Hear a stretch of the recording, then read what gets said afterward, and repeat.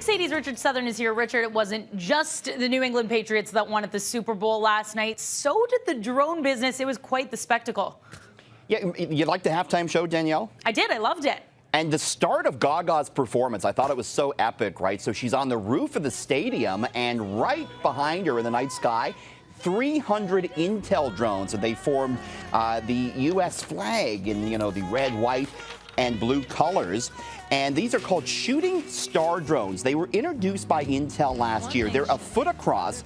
They weigh just 8 ounces, and each is equipped with a special LED that can produce 4 billion different types of color combinations.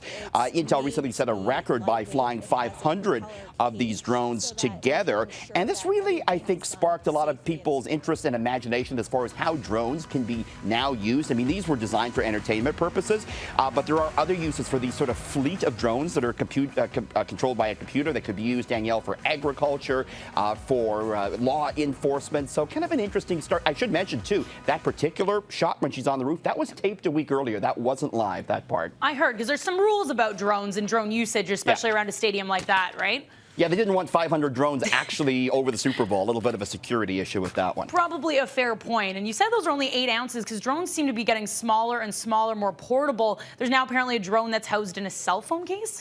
And this is billed as a new way to take a selfie, Danielle, just what we needed, of course. You can wave goodbye to your selfie stick, use this instead.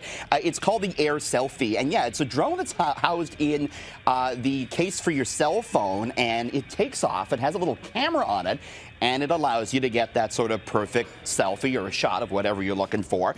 It already went through the Kickstarter where it raised more than $500,000, believe it or not. They're taking pre-orders, sells for $260, starts to ship in May. So we're going to see little tiny drones everywhere, not just the Super Bowl, but who knows, offices and everywhere else you want to take a selfie. Gonna have to start working on new poses if it's like that far away, right? It's not from here anymore?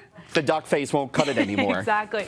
All right, so if you bet on the New England Patriots, you're probably feeling pretty good today winning the Super Bowl, but it could prove bad news for our portfolios. Yeah, if you believe the Super Bowl stock market indicator, which is, of course, a totally unscientific thing, but it's proved correct 80% of the time.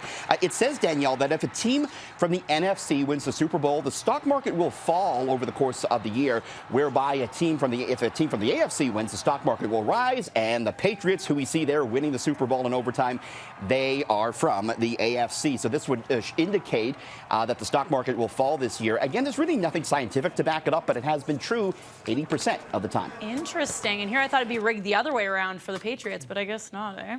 Not the case. No, but like you say, the bettors were hoping for that Patriots to cover, but maybe those stock market lovers weren't so happy with that result last night. Okay, so this story stood out to me right away. More Toronto grocery stores going to sell beer and cider this summer. It's all good. Yeah, nonstop shopping, right, Danielle? So a lot of them do already. About 130 supermarkets currently selling beer and cider. And now the government of Ontario is authorizing an additional 80 grocery stores across the province to do the same. With this expansion, we'll have just over 130 stores selling booze. Beer and cider will eventually be sold in 450 grocery stores across Ontario. And the grocers, they have specially designed areas for them.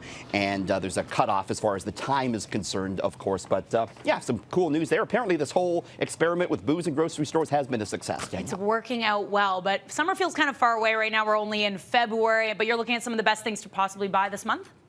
That's right. Best deals in February. First off, mattresses, believe it or not. Typically, February is one of the best months to pick up a new mattress. Perfume and cologne, the scents are typically a good buy ahead of Valentine's Day, which of course is on the 14th. Winter outerwear starts to get discounted this month. Stores need to clear the racks for their spring inventory. Ski and snow gear as well will be marked down in February until the racks are cleared. And chocolate, though you have to wait usually until after Valentine's Day on the 15th, and you'll get some of the best chocolate deals of the year, Danielle.